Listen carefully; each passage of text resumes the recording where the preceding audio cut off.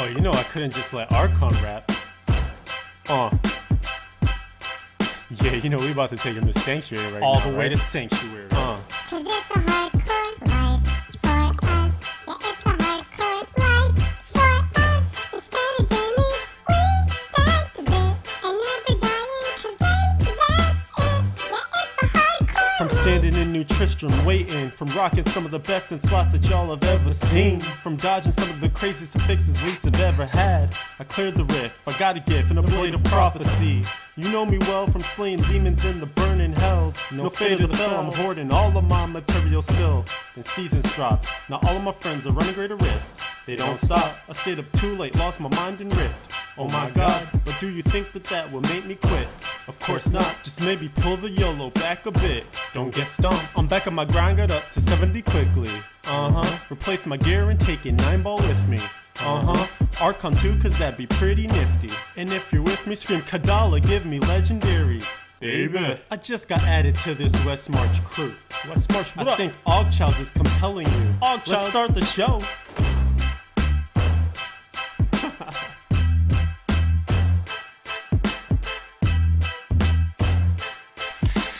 Oh my God, Leviathan, that was pretty amazing. Put me to shame. Let me just take my shades off here. Well, I have to follow that up. You realize this? I hate you. I hate you. I'm so sorry. I'm sorry. I'm so sorry. You raised the bar to Sorry. 11 or 1100 or something. I just want to say this now. Everyone, lower your expectations for next week because I'm not that creative. 9-ball's preparing you a week in advance. Just preparing you a weekend. Leviathan, I think you officially just have to do all the intros from now on. That's a lot of pressure. No, that's good. No, as long as we see a music video for each of these intros sometime in the future, I'm happy. I think. I think we have a career ahead of us. In the mean streets of Massachusetts. Yeah. The album is in the works. The unfair thing is that he actually has experience doing this. For some of the people that listen here, they might know that he also is on the Hearth Pro show, our Hearthstone podcast, and he's done quite a few other musical parodies on there. So, cheater. It's got a head start. Yep. It is becoming a way of life. It's the hardcore version of Hearthstone, basically. I guess so. Well, so many levels. All right. Well, Leviathan, how was your week in gaming, other than writing this amazing song? Yeah, once I put the pen to the paper, put it down on the track, stepped out the studio. It was good. It was honestly a really good week in terms of playing Diablo. I went into this, so I usually don't do this because obviously Diablo is really like RNG, so you kind of get what you get. But I went into the weekend, Friday evening, like traveling home from work. I laid out a list of exactly what I wanted to do / get in Diablo. I was like, I want a Unity. Wow. Once I get that Unity, I want to do Greater Rift 35 or get into the top 10 for the leaderboards in Hardcore Crusaders. And I want to level up my gems to level 25. And Friday night, just the worst drops you've ever seen. Like completely the opposite of everything I said in the song. Just no best in slot gear. Nothing. And Saturday, I decided to stream for a little bit. So a couple of our viewers here actually stopped by, which was cool. And things were starting to pick up a little bit. The farming was going quickly. I stayed up till 5 a.m. because it was my mission to get that Unity. And it wasn't until like 4:55. I actually decided to just go and do a Greater Rift because I was getting bored of doing regular rifts. And literally, like, I think it was one of the level 24 Greater Rifts. I was trying to work on a gem. I get one legendary item. It's a ring. I opened up the inventory and I jumped out of my chair and I was like, yes! And I was like, oh crap, it's 5 a.m. I gotta whisper. That's crazy. Yeah. And you already had like the Templar or the follower legendary and everything you needed, right? I had it for the Templar too, which is awesome because that was going to provide the best utility for hardcore. Yeah. Nice. And I Mikey, have the... sorry, go ahead. Go ahead. I was just going to say, Mikey shows me up in the chat saying he found 3. He's wearing all 3 of them too, I think, knowing Mikey. He found a way to equip it in the amulet slot. So, and I heard that you might have beaten a record after getting your second Unity. I mean, one of your records. One of my records. Well, What I did I mean, do? you got to a further greater rift after that, didn't Oh you? yes, yeah. So then the next night, Sunday night, I got in my zone. I did some farming beforehand, and then for greater risk for me because it's like the scariest thing that we'll ever do in hardcore. I really want to concentrate and make it like special. So I like, no joke, this is gonna sound ridiculous, but I lit a little candle to the left of my desk and turned the lights like way down low. It was kind of romantic in a weird way. Um, and I like turned on. I have like a certain playlist that I like that really like kind of pumps me up. It doesn't get me my adrenaline like too spiked because I don't want to be all over the place. And then just decided to take on the highest greater rift that I could. I started at like 29, and it was completely fine. And then even though I could jump up further, I ended up doing the delayed tactic where you wait until like the last 4 minutes 30 seconds to beat it. Mm-hmm. So it only advances by one. And then took it up to 31, 32, and got to 33, and that one was kind of iffy. And I was like, oh boy, this is, I don't know. And I tried 34. And at one point, like I got to this mob, this elite pack that had like fire chains, molten, just all the nasty stuff. And my hand was shaking so much I couldn't like use my hotkeys. I couldn't use the keys on my keyboard. It was like I never had a moment like that in Diablo. So this season has just been nuts, man. So much fun. Mm-hmm. Nice. That's pretty crazy. Like the epitome of playing hardcore. You get that intense into it because every button press matters. Yeah, and it's like, you get a misclick and you're thinking like, oh god, this could be the end. Like if I get trapped on this wall or on these stairs, like aggro another elite pack by just moving one pixel to the right instead of the left. It's like everything is such on a razor's edge. But it's just made the experience like so much richer that I just love every moment of it. It's even in those moments where you feel like it's complete chaos, you don't know if you're going to survive. When you do come out of it, it gives you those stories, like these war stories that we can share with each other. Yeah, I can say playing softcore, I've never like physically felt the anxiety from playing to where like I could feel my heart pounding out of my chest or was breathing more heavily. It's like only on hardcore do you feel that. There was actually one point when I started playing hardcore for the first time over a year ago. I had lost, I think it was my second level 60 character, because I had lost a demon hunter, then I leveled a monk, and then I lost the monk, and she was relatively well geared. And I was leveling up my next character, and I actually realized that I started having like an anxiety attack when I got to I was going through and running in Torment, like in Act 1, to try and get them geared up again once they got into 60. That just, like, I started having, like, I started getting, like, tight in the chest and all this because I had, like, this fear that, oh no, any second I'm going to die, type thing. It took me a little bit, it's like, okay, just a game, I'll be okay. I couldn't play Diablo for a little bit because of it. I actually developed, like, a complex for, like, a week about it. Dang. I know how you feel, because if I could transition to my weekend gaming, Please. I felt that way a few times in the last few weeks, because Cox Cable, you're killing me. I'm calling you out.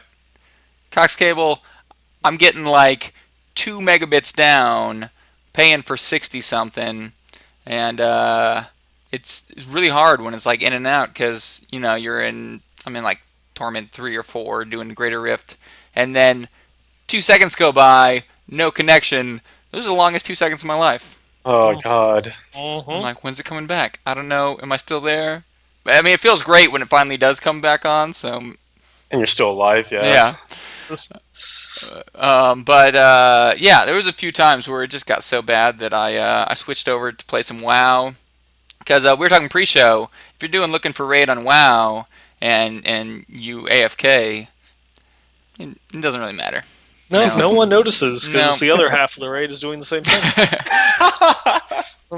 Yeah, so I know it's blasphemy for me to play WoW when Seasons just got here, but I had to do it. Didn't play as much Diablo as I would have liked, but still going. Spent another maybe 1,500 shards on gloves specifically, and didn't even get one legendary. So my luck is is not with me. It's wherever my internet connection is. Mhm. I see I in have action. I have an opposite but equal problem to that. I think Okay. I spent somewhere around like 2,000 shards over the past week trying to get Tasker and Theos, and all I can show for my efforts is about like 27 pairs of Marauders. It is literally the only thing that Kadala is giving me is just Marauders, and then I spent another, I want to say 800 shards the other night when I was running some rifts with Steven in just trying to get bracers, and I found like zero, no legendaries, no nothing, because I'm trying to get the Krelms bracers, the new seasonal bracer set that Oh yeah. it makes you immune to knockbacks and stuns, because those are amazing for hardcore. Because it's not just knockbacks and stuns. Vortex is like a reverse knockback, so it makes you immune to Vortex as well, which is, anyone that's played hardcore can tell you how many close calls or how many characters you've lost because you got Vortexed into Molten or something else along those lines. Yeah.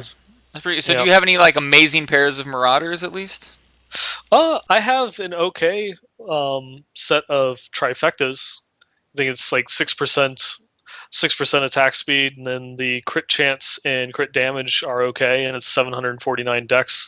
So I mean, they're decent. They're decent, but But it's the kind definitely, of thing where you don't want to like invest into it, right? Because you're just waiting for those taskers. yeah. I don't want to try rolling it any better than it already is, because it's just going to be a waste. Because I'm just going to throw it off to the side as soon as I get my TNT. Yeah. Last I heard, you were still going for Ring of Royal Grandeur. Have you gotten that yet? I have one, but it is garbage. Not using it.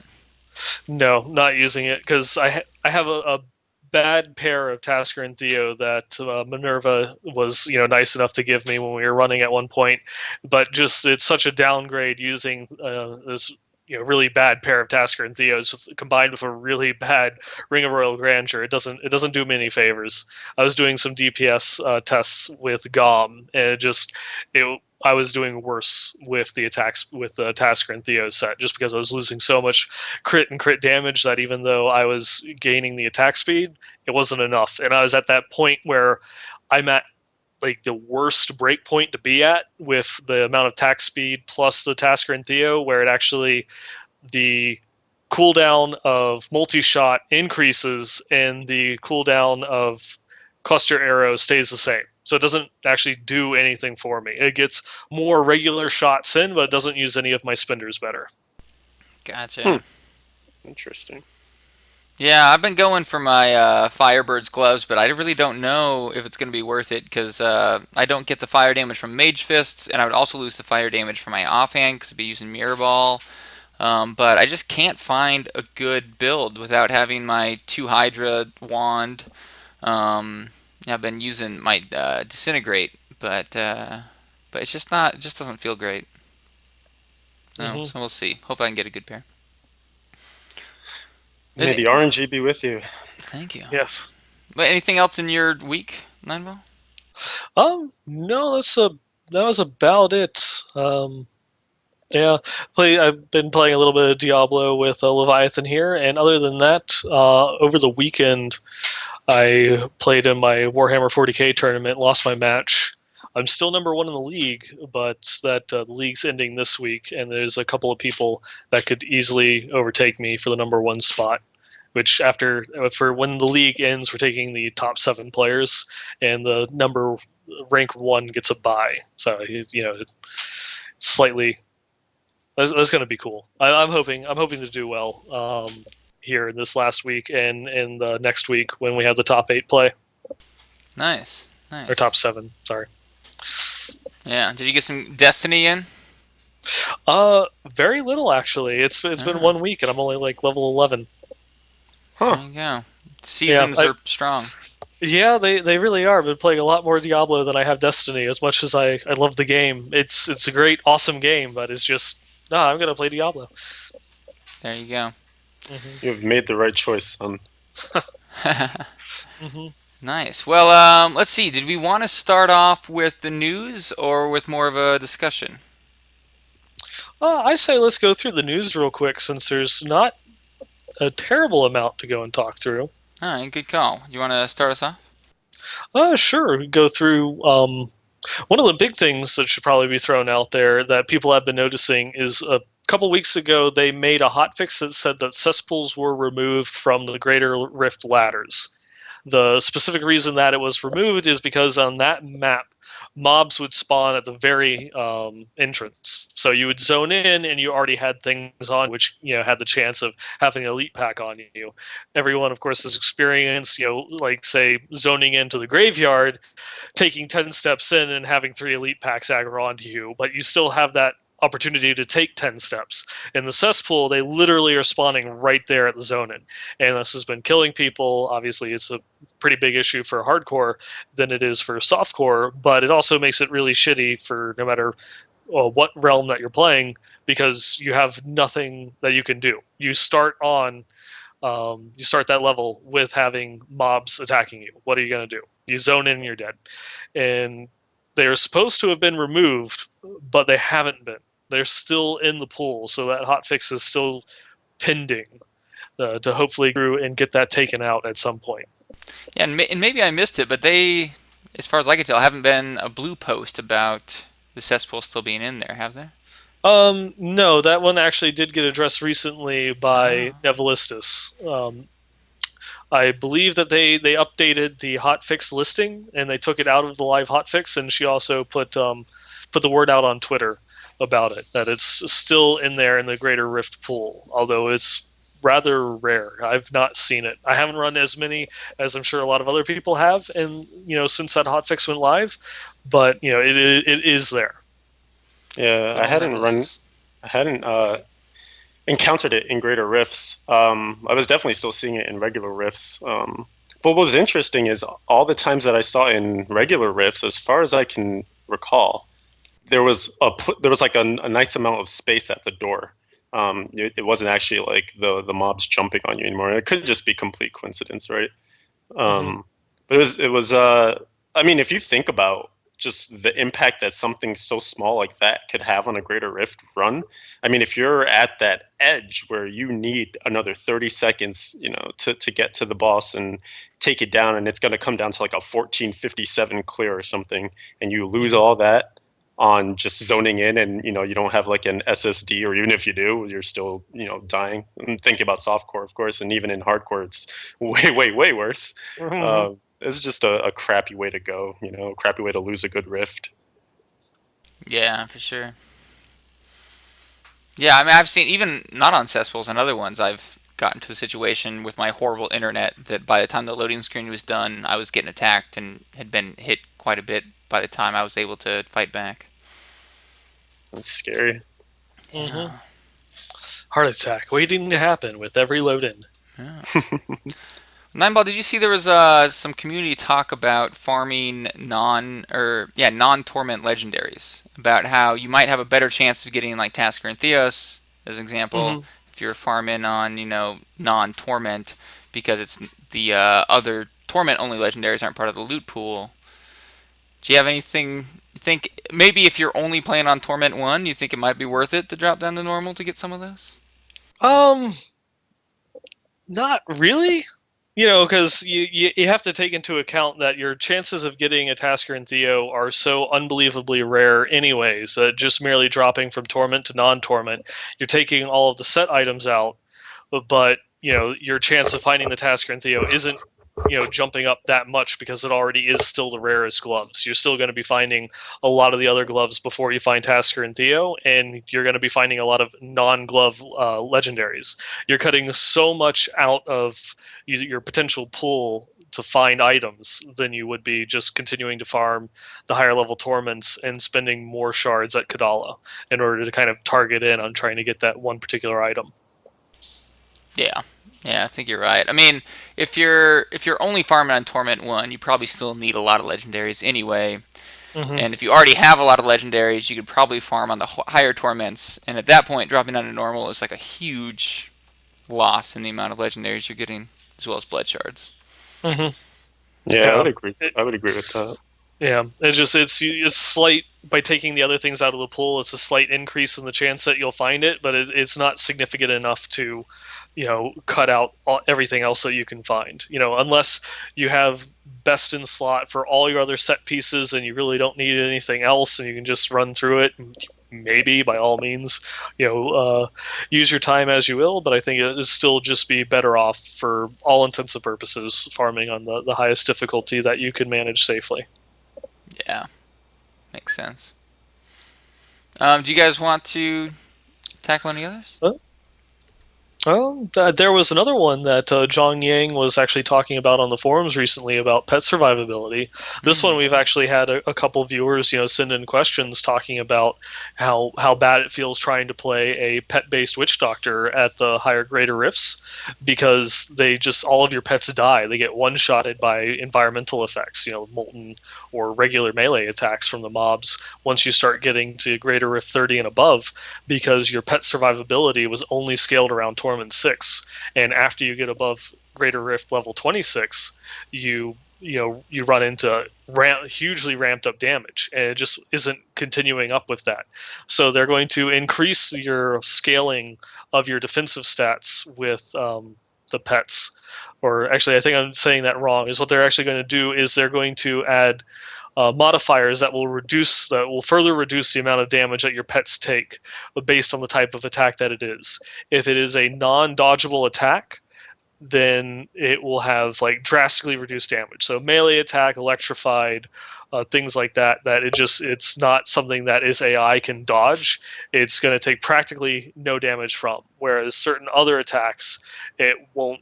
It will still take reduce damage, but not as much as some of the other ones. Yeah, it seems like a good way to go about it. I mean, it seems like the big problem is they don't want pets to be so tanky that on the lower torments they just never die. But it needs to scale when you're going up to the higher torments. Yeah. Well, as part of the issue is when you're playing on, say, like Torment 6 with a Witch Doctor, you have the general expectation that, like, the majority of your fetishes, which is the biggest issue, and then at the higher greater lift levels, just the regular melee attacks are going to kill all of your pets. Doesn't matter what they are. But keeping a large number of fetishes alive in order to keep up your DPS is what's been hurting witch doctors. And so by just making it so that way they have a reasonable expectation that they'll get either the full duration out of the sycophants, or just being able to have 12 or 13 fetishes up at any given point in time, that they can keep their DPS rolling at the higher difficulties. Yeah, at least keeping your little army of fetishes alive until your cooldown comes back up and you can use it again in order to replenish their numbers. Yeah, I know. He talked about certain attacks which players can avoid pretty easily, but pets can't avoid. And I know we talked about earlier in World of Warcraft, there's a lot of abilities that you're meant to avoid, and they just make your pets immune to those abilities. And it looks like they're doing that with a lot of the Diablo abilities as well. It seems like a step in the right direction. Yeah, I definitely. almost wonder if they can't just go the road of maybe the witch doctor pets do half of the damage that they're doing now, but they are unkillable. And I mean, I know that plays like weird into the fact that a lot of their pets, are on timers or cooldowns or things like that. Like there's some interplay with blowing them up and bringing them back to life, etc. But I mean, I don't know. It seems like they're the only class, as far as I can tell, that has pets that can be killed, because your DH sentries, they're uninteractable with. The Crusaders, Bowmen, Phalanx, those you can't kill. They just kind of do whatever. I think the big difference is like the sentries, for example. They don't tank for you. Well, even then, for the Demon Hunter's companion pets, they automatically res as soon as they die. They're effectively immortal. Yeah. I think the problem comes. Okay, so I'll just play devil's advocate. If you were to have pets that did less damage but were always invulnerable, I think a popular playstyle would be witch doctors, especially in softcore, would have very low survivability, very low toughness, and then they would just try to always be between the enemy and their pets. Have as many dogs, gargantuans, fetishes as they could, and then just try to avoid getting hit altogether, and then try to do the damage themselves. Yeah, that's a good point. And I then mean, I guess, shots fired at demon hunters, but you kind of see that style of play right now with them. yeah. Yeah, no, So, true, fair well, assessment. I kind of want to just throw that one back to going back to Diablo 2 days. It was, I believe, patch 1.10 when they went through and they did a lot of the changes and added in synergies and such.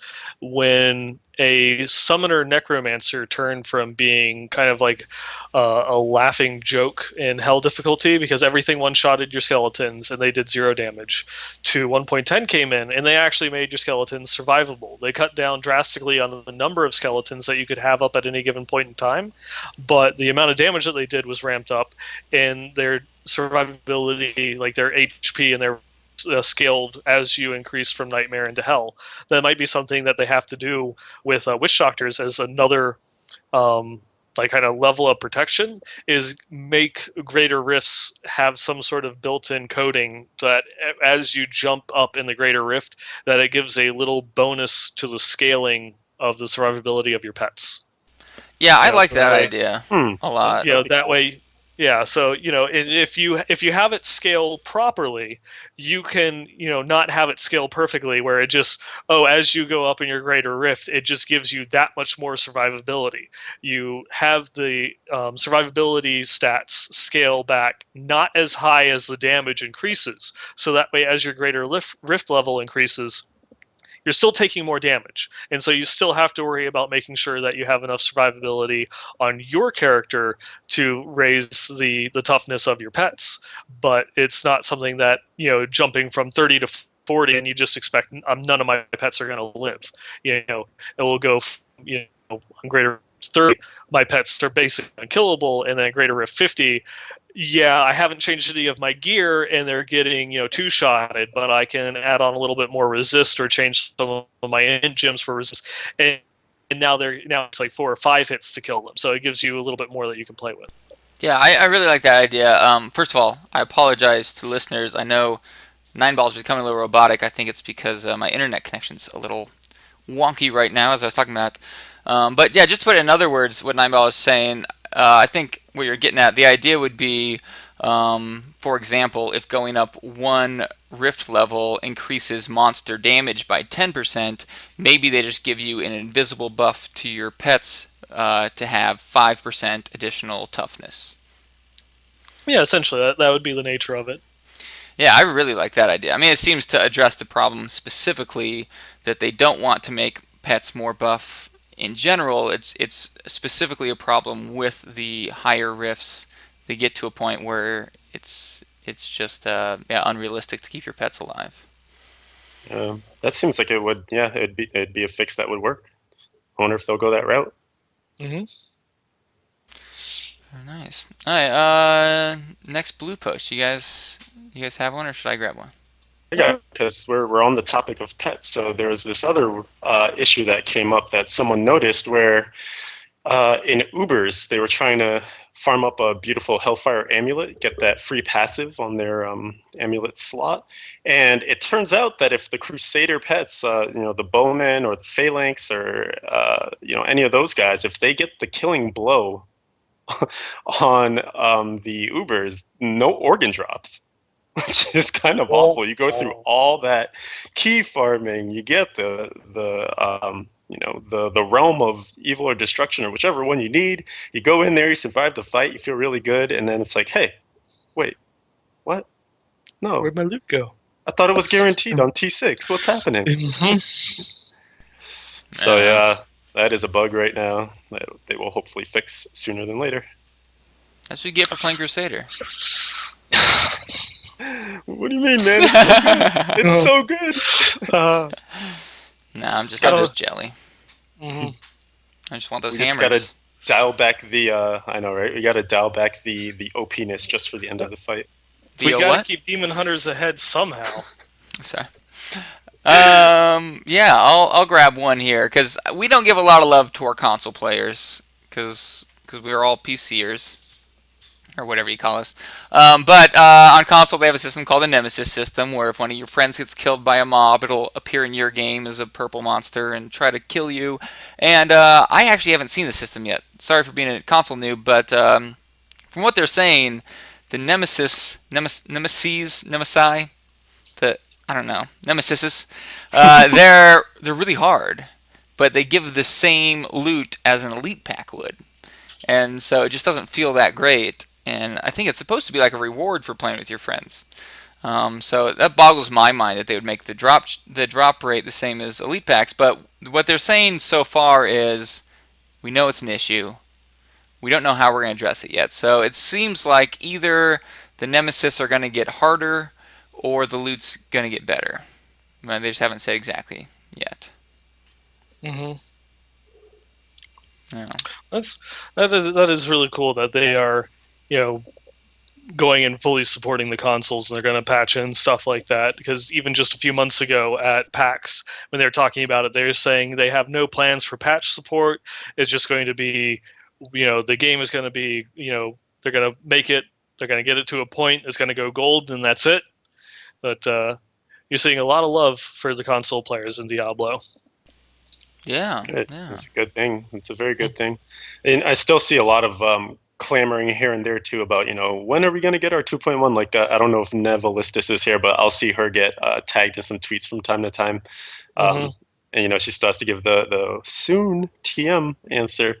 But I mean, it's awesome that there is that desire and that need and that want for 2.1 to arrive as soon as it can on consoles. That means there's a very strong player base there. Which is cool because when I first picked up Diablo way back when, I never really thought of it as a console game. This is a computer game. It's an awesome game on PC, but they clearly realize that there's this whole market for. I would imagine it's one of the best games on the PS4 besides Destiny. Nice. I just gonna go and throw out there that the first time that I ever played a Diablo game was on the PS1. So I'm just saying. Consoles hooked in. Now you're on PC. Yep. Imagine. But yeah, it's just cool. I'm glad that first of all that the option is even there, right? That they went ahead and decided that they were gonna port it over to consoles, and then it's awesome, even better to see the community really grasp onto that and want to have these same features and stuff. Yeah, I was super skeptical. I know other people were as well, as to whether or not the console version would feel as good as the PC, but I gotta say, I think it feels better. I mean, I'm used to PC, so if PC feels better to me, but as someone who's very biased towards PC. If I was a console player, no question, I'd be playing it on console. Yeah, and I just recently gotten Diablo 3 for the PS4 for a Mrs. 9, and it does play phenomenally well. Being able to go through and move and target your skill, like move in one direction and then target your skills in another, it makes it feel. It's like, I can't do that with a mouse. That is awesome. Nice. Mrs. 9. I like that she took your last name there. 9. That was nice of her. Her first name, I guess. I don't know how that works. At least she's not Mrs. Ball. That'd be an unfortunate name. That would be strange. Strange. Yeah. Oh boy. All right. Who wants to grab the next blue post? Oh. I will. All right. So our good buddy, Tivalier, I still haven't figured out how to pronounce that. He told me it once, and then I kind of glossed over it. Let's call him Bud. We're so inconsiderate. I know, right? Terrible people. I'm sorry. I should apologize. So sorry. So sorry. Sorry about that. Oh, I think we apologized too much. Sorry about that, guys. Sorry. But Inside joke. Right. The latest and greatest CM to the Diablo side of things, I'm going to go with Tivolier. I think that's what it is. Started up his very own feature articles called Waypoint. And obviously this is based off of, the waypoints in game, kind of being able to get you to your location on a quick and concise effort. And that's kind of what he's after here. He basically is going into the forums, the official Diablo forums, and picking out some of the better topics and posts over there, things that people are getting excited about, things that they're talking about, and just giving them a little bit of extra shine, a little bit of highlight, so the conversation can continue to grow. Or if it's a topic that seems like it could use a bit of love and could possibly get an interesting bit of discussion going, then people are going to be more likely to pay attention to what a CM says. So I think this is really cool that it just gives the community another way to interact with one another. And for me personally, like I'm the kind of person that I follow Blake like religiously. I love that guy, and he was actually doing stuff like this before he became a CM, which is really cool. But this just gives me a way to kind of get into the forums when I usually don't visit them, to be honest with you. Spend more time like in game and kind of like talking to friends than I do in the actual forums. So when I see this post come up, I'm like, oh, let me check out what we got here. So you guys should too. Yeah, it's laid out really well. It's short, sweet, like exactly what players are really looking for. It's just give me a bullet point, TLDR, tell me where to look. It's laid out really nice. Mm-hmm. Mm-hmm. Kind of like the waypoint system, huh? Yeah. This also seems like it's kind of a better implemented version of the Goatman's Guide of the Week. I know Grumiku has gone through a couple iterations of different featured articles that he's tried to do. Shots fired. Oh. No, forgive me, Goatman, but it's just, it's like one of those ones is like taking it from a different angle, because he was specifically going through and looking for like a in-depth guide to cover. In that one, you might not be able to keep it going for too long, because how much how many in-depth guides for all these different aspects of the game can you find, as opposed to one that just kind of breaks down where, well, this is a great farming guide, but then they've got a lot of, like theory craft going on here. These people are going and talking about new ideas for community buff and such, so it's, it's a little bit more freedom than specifically having to focus on, like these definitive guides that you have to go through and see. Yeah, definitely. Mm-hmm. I think we got one more topic to cover. I don't know if you want to take that, Archon. Sure. Just tell me which one it is. It's the last one on the list. Oh wait, there's a list? I didn't know. I'm sorry. I don't. Why do I waste my time? Archon is just so good. He doesn't need a list. I don't. Okay, so 9ball sends these show notes every week, but I don't know. Sometimes I get a little iffy about them, and I think it goes against the nature of the show to not just wing it. So I'm not. 9ball's about to quit the show. I'm not seeing you on next week's episode. Yeah, no, I read them. I do. I read them, but then the show starts, and I don't know. I think we got a good thing going here with the improv, and I had a few more blue posts that I had in my back pocket, but just so you all know, what he's actually doing is he's just lengthening this conversation so he has time to pull up his email and see what the list was. No, actually, I haven't even started to do that yet. You're giving me way too much credit here. I'll put up a picture of the card in front of my webcam for right now, and that'll just be me for the rest of the episode. Oh yes, beautiful. All right. Enough of these shenanigans. Save us, 9ball. Yeah, one of the other big things that came this last week is going and talking about how the end of season transition is going to take place for your items. Oh yes. And so they just were, going through and talking about how, when the season ends, that everything that's in your stash on your everything that is in your stash, obviously is going to be removed because those stashes are going away. Everything that's on your regular characters will stay. They're just becoming non-season. And everything that was in the stash is getting mailed to you. You'll notice if you've gotten any of the collectors or digital deluxe editions that there's a little mail icon, over next to the chat window. And when you click it, it will have all of your collector's edition stuff inside of it. Well, what's going to happen is you're basically going to get a ton of mail that will have all of your items that you had in your seasonal stash. And so you'll then have to go and make room, whether you need to disenchant it, load it up on a mule, clear out your non-seasonal stash, what have you, just so that way, you will get everything, though you might not have room for it all. What's disenchanting? Salvaging, sorry. I mentioned the unmentionable game. Oh God. 9ball, I have a question. Okay. Yes. Why can't I just send all my loot to my non-season account right now? Why do I have to wait for seasons to end? I don't know. Why do you have to wait for seasons to end? But then that begs the question, when do seasons end? Ooh, that's a good but there was a blue post to that exact question, which which was pretty much they wanted seasons to feel like a cohesive, self-contained play area. They also didn't want you to be able to send season-only loot to your non-season character. Hmm. That'd be easily fixed, so I don't think that's a real issue. But yeah, there was someone mentioning that. But sorry, you took great advantage of that segue Hmm. because we had a discussion point we wanted to bring up, given the lack of news this week. Yeah. So there was some discussions on the forums, as well as a lot of other things that have been going on. Twitter, social media. You've seen a ton of threads on it on Reddit. We don't know yet when season 1 is going to end. We don't know what the length of it is, or really any idea about it. And some of the conversations that have been going on, well, we want to know why the season end or when the season will end. But some of the questions that we have been seeing is also, you know, kind of why does it matter so much? Why can't you just have fun doing it, in the moment? Why do you need to know how long the season itself will last? Yeah, so maybe we could each give our response, and then all the viewers could tell us why we're wrong on YouTube. I like it. Who wants I to like sacrifice what it's themselves first?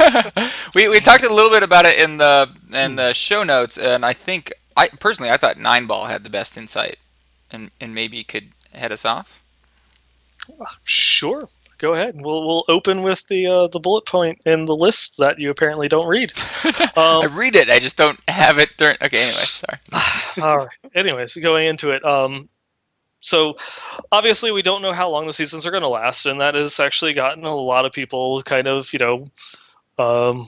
what's a good term for it? Frustrated. Excitable? Frustrated. There we go. That's a good one. I like Hostile. that. Riled up.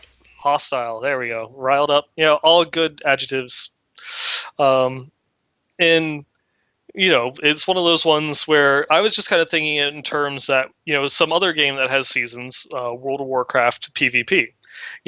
There you have seasons that don't have a set time frame because they're set to PvE progression, and the time in between PvE patches can.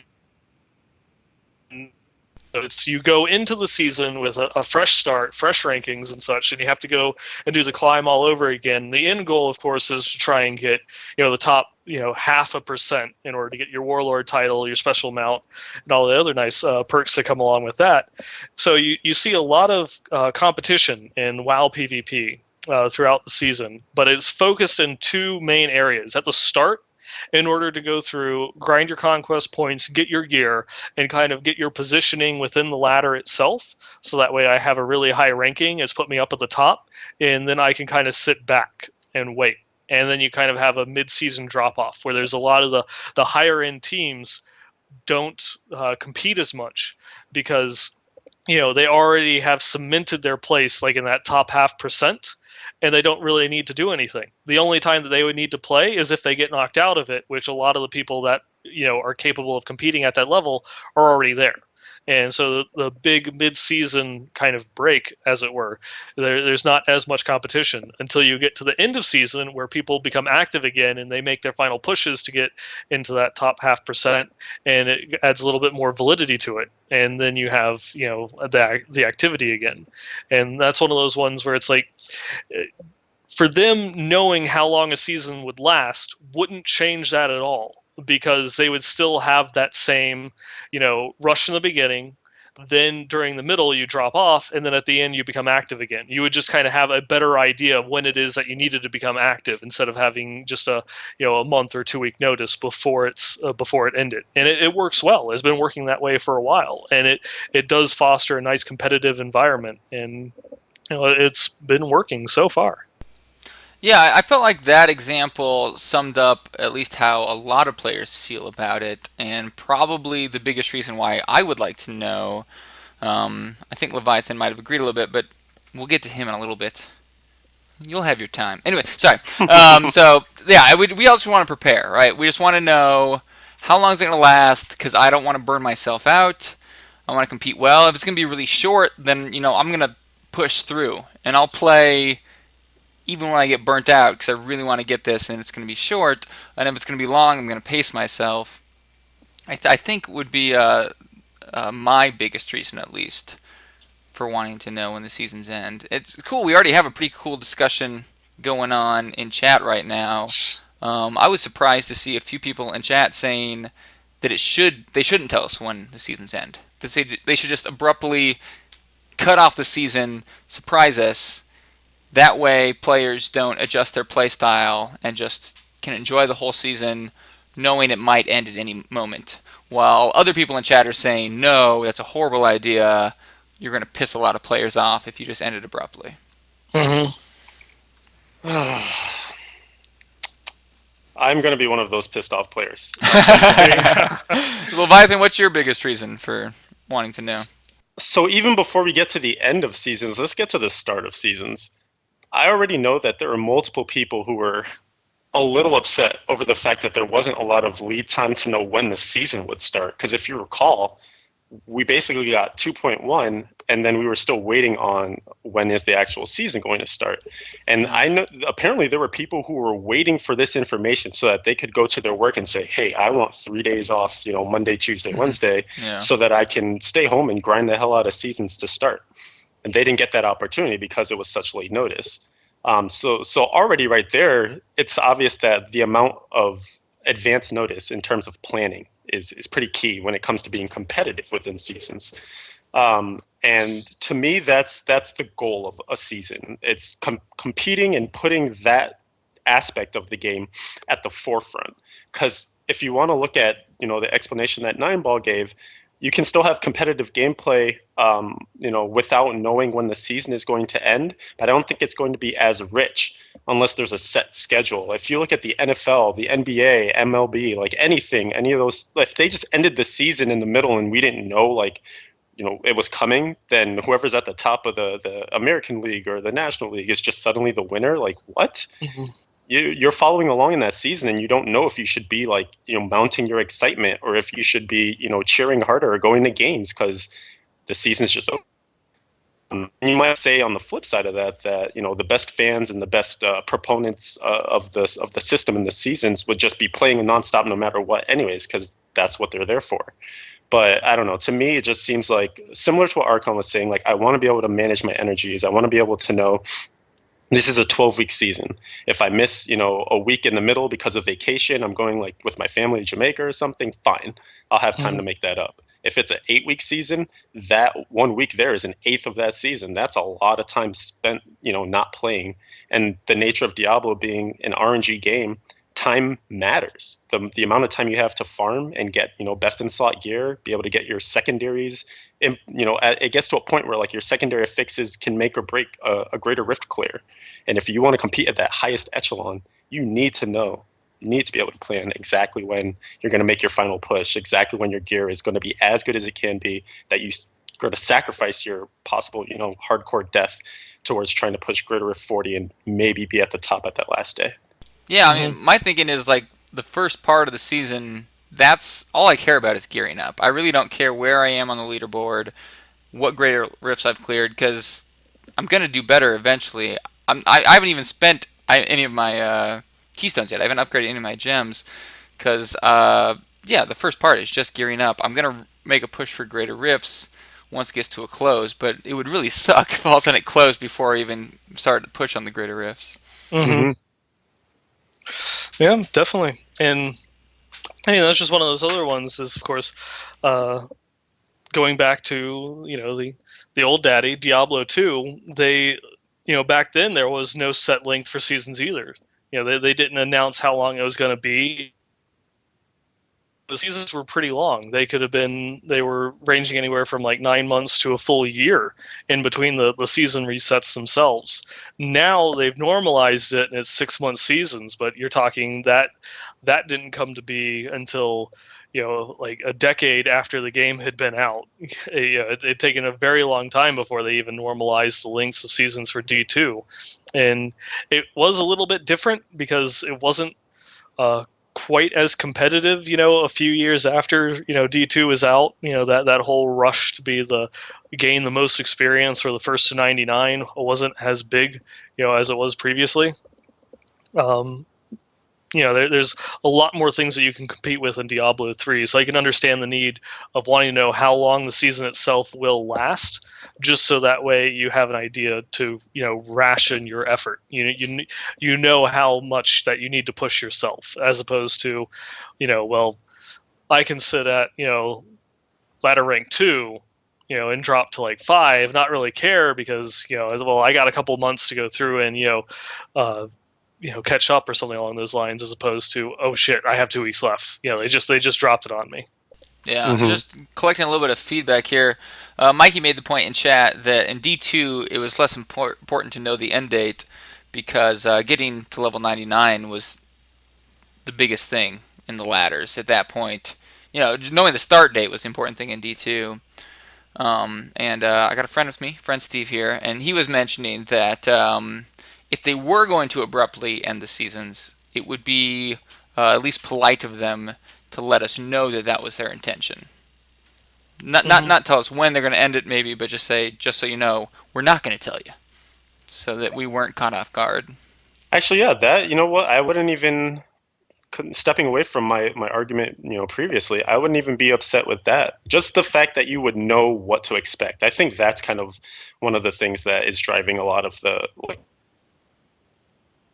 info. Whether we know exactly when it'll happen, if we get a rough estimate of when it'll happen, or if we know for certain that we won't know, that's better than just kind of shooting in the dark, like, turn on D3 today. Oh, seasons are done. Okay. Yeah, definitely. And I have to put out another apology. My internet connection is getting really bad, and I don't think bad enough to postpone anything, but we have had some robotic voices and a few cuts here, so please forgive us, and we'll look into it. Yeah, definitely. But the kind of the root of the matter is, and we definitely would like to hear some of your feedback. For if you're here with us in the chat, or if you're listening to us, on YouTube or iTunes or Stitcher, please send something in. Let us know what your feelings are. Why is knowing the length of the season important to you? Why is it that you want to know? Is it important to you? If it isn't, you don't particularly care, or by all means, let us know on that as well. Just send in your feedback, obviously, Westmarch Workshop at blizzpro.com. Or we have a Twitter now. Ooh, fancy. Fancy. At Westmarch Workshop. Because I didn't quite realize that I didn't fit the OP at the end there. So it's not OP. Westmarch Workshop is not OP. Not OP. Westmarch Workshop minus the OP-ness, the quoting Steven from earlier in the chat. Which is just a continuation of the pre-show, and I decided I think I'd be able to say words today. Words are hard. So. Nice. Also, Nineball, we should mention too that we built a little community within the game as well. Yes, that is also a good point. We're actually getting on the ball here. So if you want to, you can always hang out and chat with us in game. If you go through and do a search, we have an open community. It's Westmarch Workshop, so just look for us there. Come join in, hang out. There's only a couple of us in there so far, but by all means, it's fun to go through and chat with fans, especially ones. We've got a bunch of people that are listeners from the show. A lot of the ones that hang out with us here in chat during the live show that have joined the BlizzPro clan, as well as I'm sure the Archon clan, which we're not in, so I can't speak for that one. Well, I'm not in the Westmarch Workshop community. So I'll have to join up there. It sounds like a pretty cool place. Yeah, sounds like a pretty cool place. So you might just fit in. That might be the community for you. I'll give it a try. Just throwing it out there. It's a nice way too to get everyone together. Like let's say you're really attached to your clan. You don't want to join the BlizzPro clan. You don't want to join the Arcanauts, and you can just come in the community. Yeah, Arcanauts. Exactly. That's what we should have called it. Oh, that's not what it's called? No, we're the Arcanites. Oh God, I'm the worst.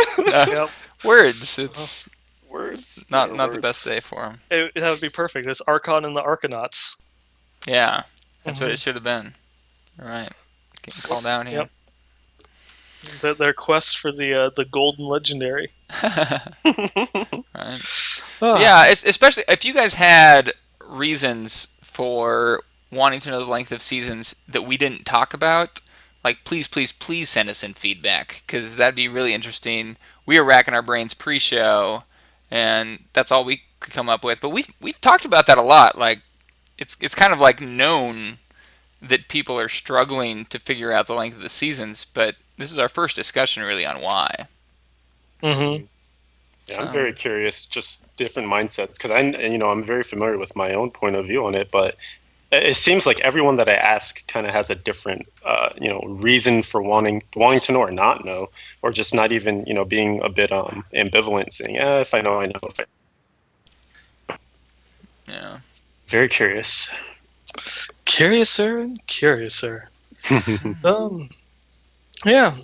Moving on from there, going through and talking about community feedback and such. There was one thing that we actually missed last week. That we asked a lot of people to go through and submit feedback for the stash tabs at the beginning of the season. We asked people to send in, and then we never talked about it. So for those people that did send out tweets or send us emails, definitely thank you. And it was a lot of varied responses, and there's even varied responses with those people that had the stash tabs enabled when they started. Some people had one additional tab, some people had the full set, some people had 4, some people had 2. So I don't know what exactly was going on there, but whatever it was, it didn't seem quite intentional. Just from the amount of variance that people have responded with. So, I don't know what to make of that. Yeah, I guess the world may never know. Mm-hmm. Yeah. Let's see.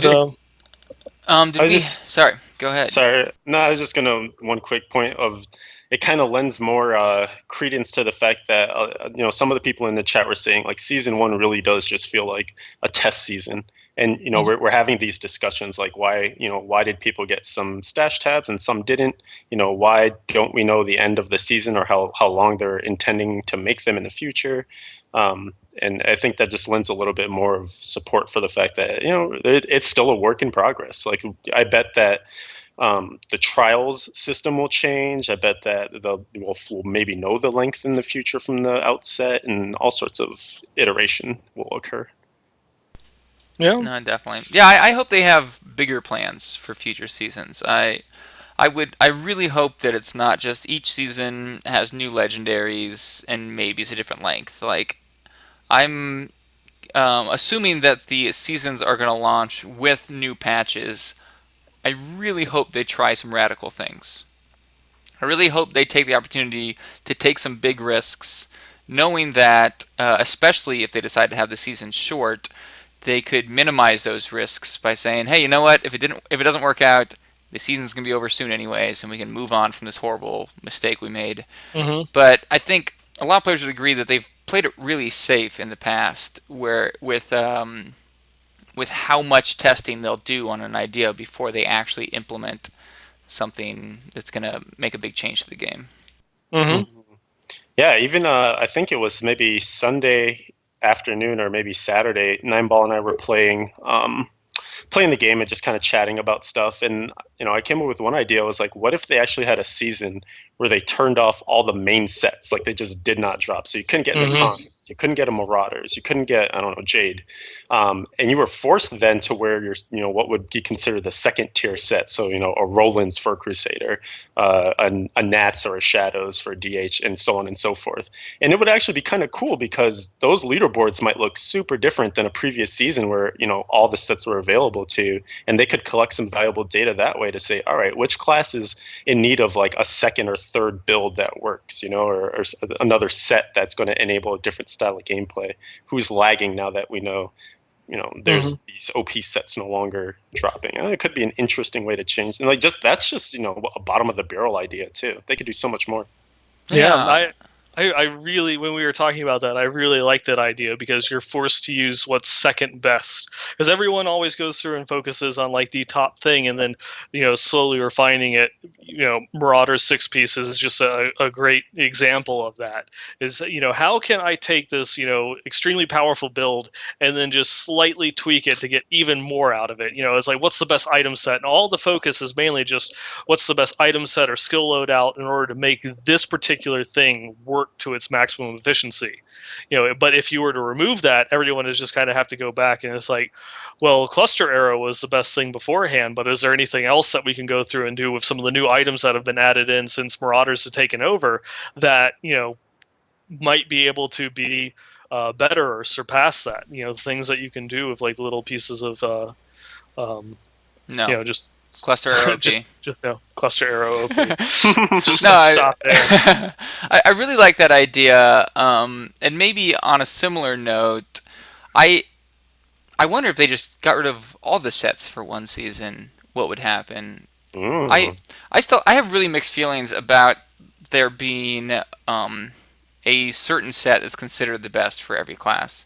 I mean, if they got rid of the top sets for each class, you'd still have a set that was considered the best, except for maybe Wizards. Wizards don't have a great set other than Firebirds. But yeah, like I said, I have mixed feelings. I mean, I like the fact that you have this end goal of the best set that you're going for, and along the way, you're kind of forced into trying a lot of different builds based on whatever legendaries you might happen to find, and that changes up the path every time you level a character and gear them up. But I don't like that, at least within serious players, everyone ends up with close to the same playstyle and same gear. And and I know to some extent that's unavoidable. There's going to be a best, but I just feel like these sets, being as good as they are eliminating the possibility that you would have multiple builds that are very close to each other in efficiency. 5 to 10% away from each other, as opposed to how it is now, where the top set is usually at least 25%, 50% more efficient than the second best build might be.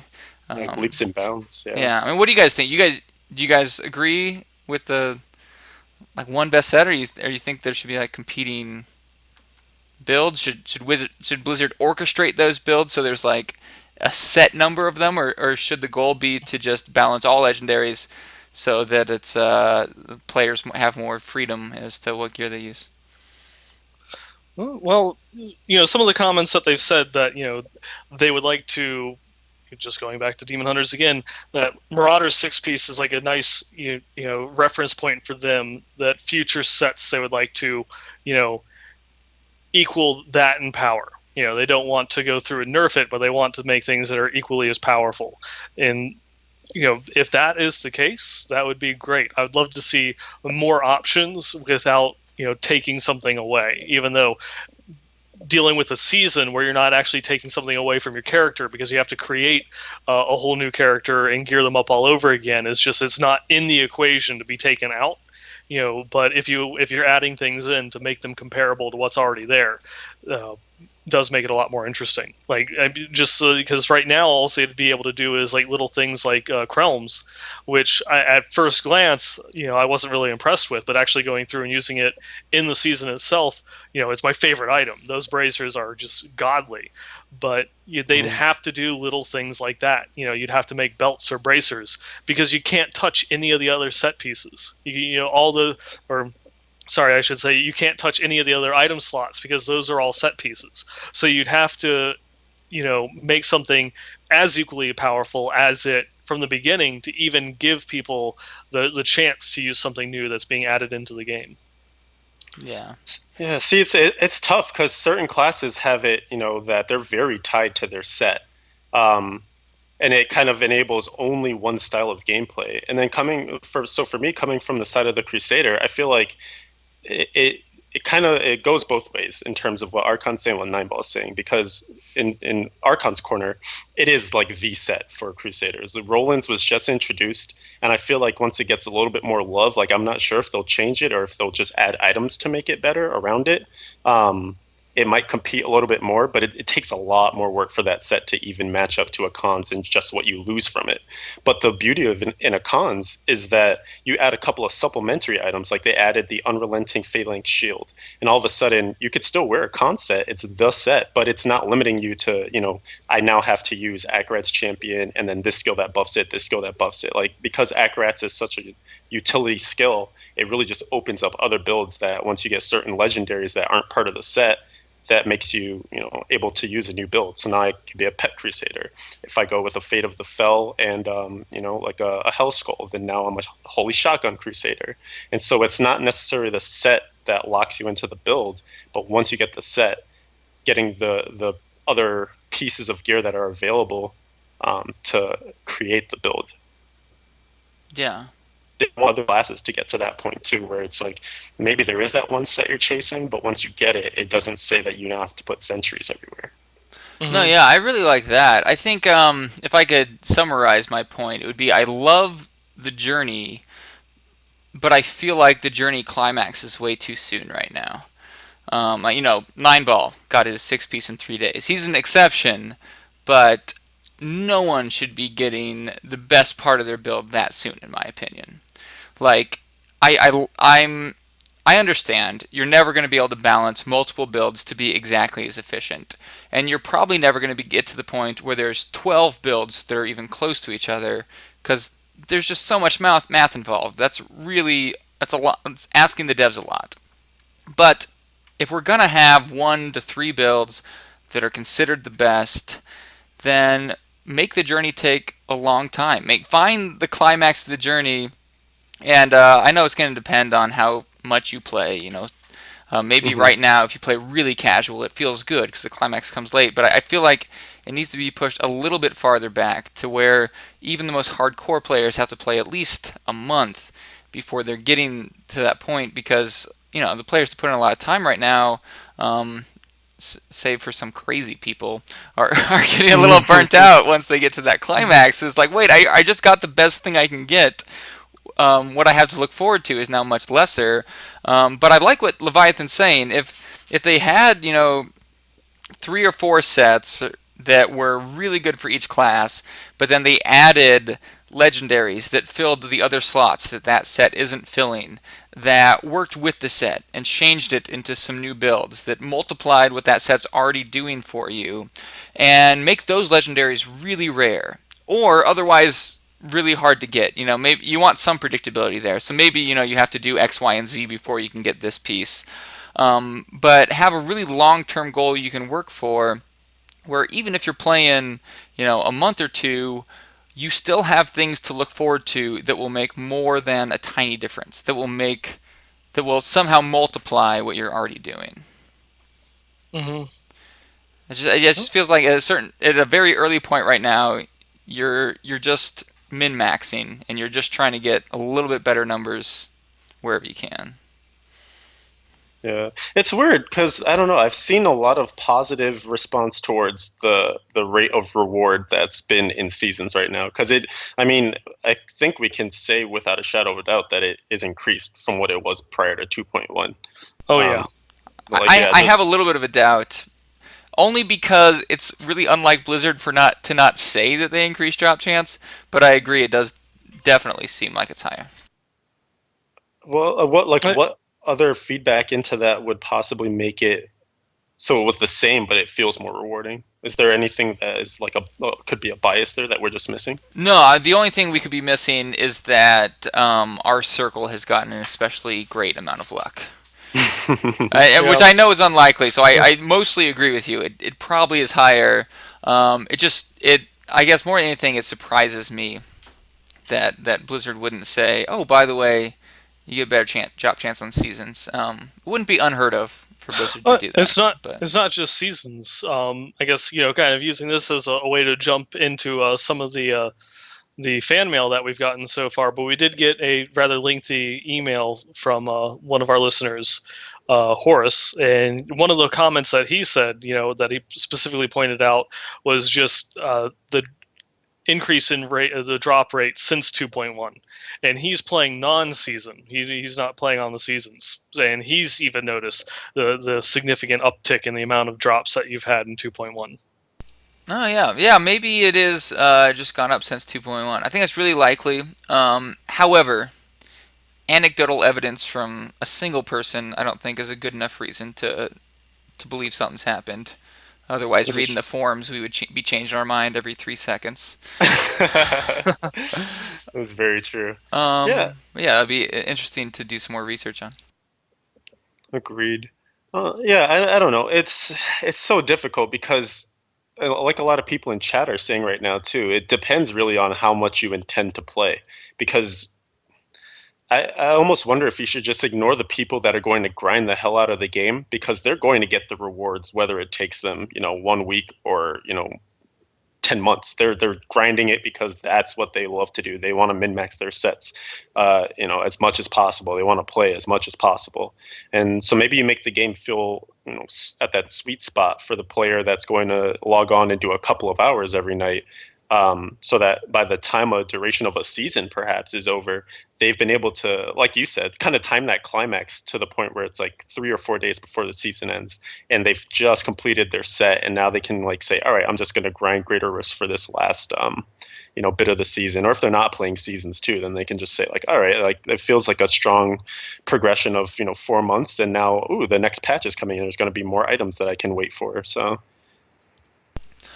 yeah, I think some feedback from the chat. People are saying maybe because of 2.1 and the buffs that it entailed, people are now just able to farm on higher difficulties, and that might be accounting for some of the increased drop rates. But yeah, I don't know. I mean, I'm sure people have done some testing versus the drop rates before 2.1. I just haven't seen any of it yet. well, hey, if anyone, go ahead. I was just going to go through and say that they had the leaked, drop rates, although that didn't really tell you. Yeah, it was just per legendary. It didn't really tell you so much of what the actual drop chance for the legendaries were. Just when you had a legendary of this item slot, this is what the chance of having that particular one drop. Just think back. Blizzard doubled the legendary drop chance. What, like 2 months ago, maybe? Can't remember exactly when it was. They made a point of advertising that. That got a lot of players to come back and start playing again. And they didn't just say it once. They put it out there as much as they could because they knew players would be excited about that. They knew they would get them going again. What motivation does Blizzard have to hide this from us, that there's now a better chance of getting good loot? Well, Blizzard has always been for Diablo, the kind of company that says we don't want to force you into playing a certain way, even though some people feel like at times they have. And this is kind of the point that I'm about to make. Is kind of subverted by some of the evidence we're seeing from non-seasonal players too. But maybe my thought is that if the drop rate is a little bit better in seasons because to gear up, then they might not want to say, hey, the drop rate's better in seasons, because then everyone will feel forced to play seasons. Yeah. I guess I was speaking more specifically to the idea that they had dropped it in 2.1. Because we had said that maybe they just increased the drop rate overall and not only in seasons.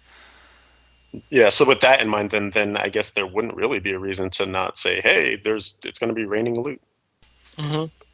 Yeah, I do see the motivation in not saying it was increased in seasons. That would probably upset some of the players that weren't planning on playing seasons. Exactly. But it would be easier to test and for players to prove that the drops have in fact increased on seasons. Well, hey, if anyone out there that's listening to the show or here live, or anyone who's doing some testing or planning on doing some testing, send us some feedback and let us know too. I feel like the more anecdotes we get, then perhaps the more we can come to a tinfoil hat conclusion. Yeah. I mean, as long as you're tracking results and you're playing a lot, it's reliable. I guess people on the forums usually just give by their intuition, hey, I just got the item I loved. I guess drop rates are amazing right now. Sometimes not always reliable. For sure. But yeah, we had mentioned Horace's post, which, by the way, I think contends with the Game of Thrones series as far as length and epicness. It does have those many features. That is for sure. Yeah, so I don't know if we'll get to all the points, but maybe we could address a few of them. And I know Leviathan had one point in mind specifically. Yeah, I was gung ho to take this on when I saw it, just because there's so much. There's a lot of richness here, and we've already started to tackle it too, which is good. Um, so basically, he goes through and he makes a lot of points. He's playing non-seasons, like we said, so he just wanted to make sure that we were kind of keeping our concerns about the game more balanced, because obviously we were very excited, all three of us, about seasons, since we were all planning to re-roll for it, and we have. But we also should realize that there are people who are not in seasons, and give them a little bit of their spotlight and do credit. So this is me doing that. This is us doing that. I want to go ahead and look here, though, and one of the things that he talks about in particular is that the ladders, and the reason why people might be gung ho for them was back in D2 there were some like absolutely amazing items that were only available on seasons, like thinking about rune words that you could get and things like that. And he's kind of going in and subverting it and saying that it just doesn't seem like right now there's enough of a draw for seasons.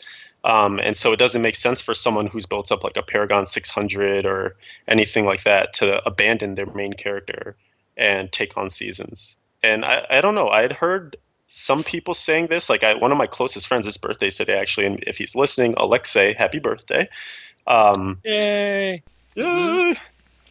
But he is a person that I played a decent amount with in hardcore pre-patch 2.0, so before the loot was good and everything, and we just kind of were looking forward to seasons so much because it was going to be this big reset, and we were into the self-found hardcore thing, and seasons came in. He's not even playing seasons now. And I was like, dude, what the heck? He's like, after 2.0, I just started playing a bunch and really investing in my wizard, and I just don't feel like giving her up. So I thought that was going to be the minority, of less of the community and more people embracing this restart, this fresh feel to the game. But I don't know, maybe we're off there. You guys think?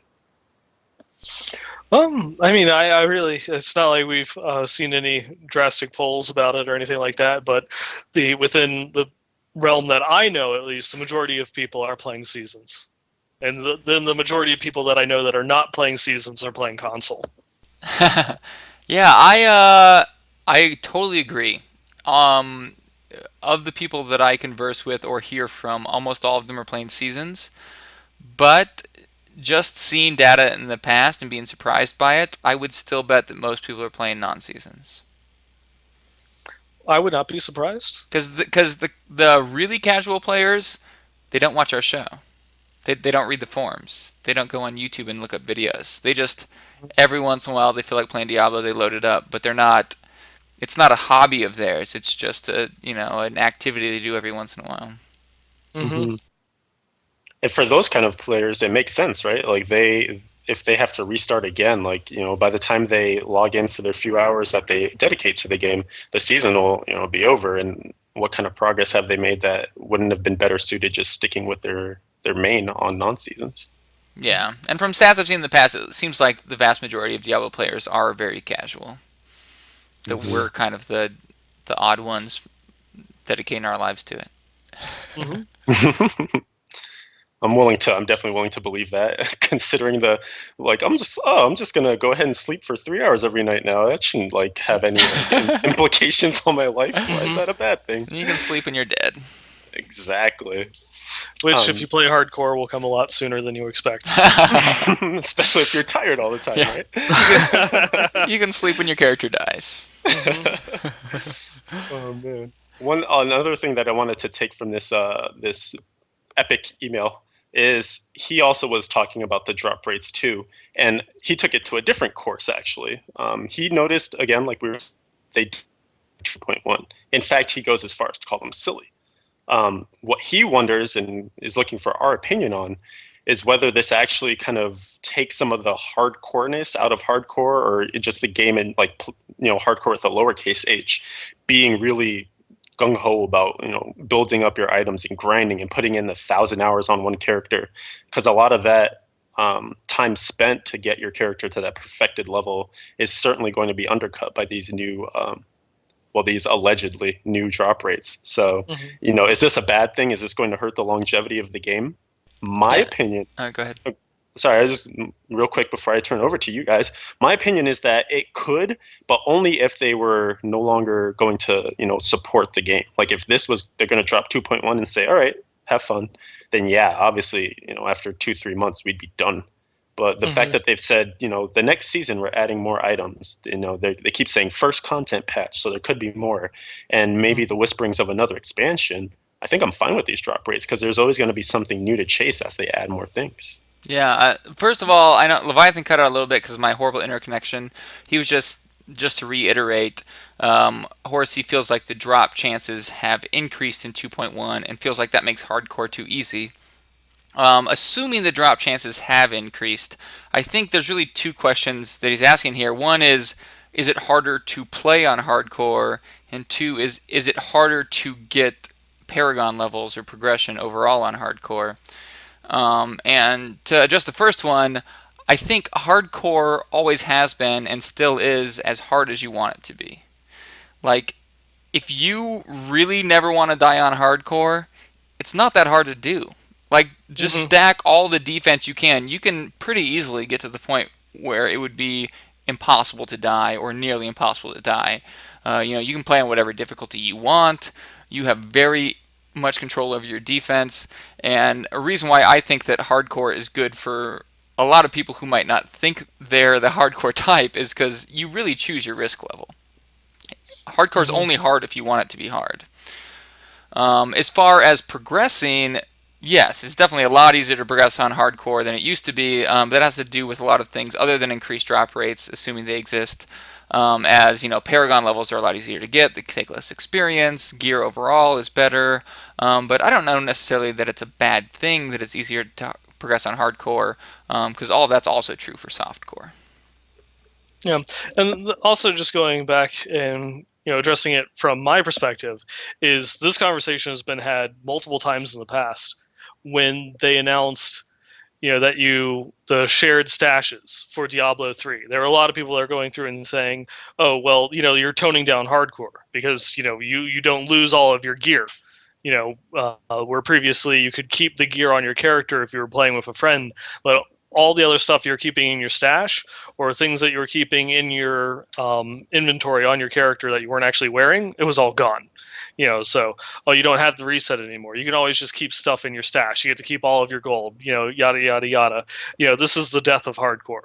And then when they announced that you'd have shared Paragon, oh well, this is really the death of hardcore because now you don't even lose your progression levels. You get to keep all of your Paragon experience. You just lose the gear that you had on your character. So now it's just now the drop rates are so high that you can gear out a character and be Torment 6 ready within a relatively small amount of time. And it's like, oh well, that's really the death of hardcore. And say, no, it's not really. The playing hardcore was about not being able to make a mistake because it would cost you your character and having to re-roll. Sure, it in the past it was harder because you had to go through the whole process of gearing up and it took longer, but is length equal to difficulty? Not really. It just meant that more of a grind, and that's that could be argued that was the hardcore experience and it's not as much there, but that to me doesn't feel as much that is what it is. It's the hardcore experience is only having that one life and being able to go through and say that I've played this character for 100 hours, 200 hours, 50 hours without dying, and I've been able to achieve this with that character in this time before I eventually died. And that is more about what it meant to play hardcore in my eyes. It wasn't so much that the difficulty itself was increased. Your difficulty is just the same as softcore. It's just you can't make a mistake, whereas you have that opportunity to in softcore. But yeah, but really, you can make as many mistakes as you want to if you're geared for it. Mm-hmm. You make the decision almost beforehand, really as you go, but you get to decide how many mistakes you're able to make before you die. Mm-hmm. And I mean, it's going to hinder how quickly you progress, But you watch some live streams of hardcore players; they all play it differently. Some play it fast and loose, and they really want to be on the edge the whole time. Where if they make a mistake or two, they might lose their character. And some of it, and I kind of fall into the second category, just gear up so defensively that it would be hard to die. You have to daze off or disconnect, and some players even geared to the point where if they disconnect, they're going to be fine. Hmm. It's like you completely control the difficulty.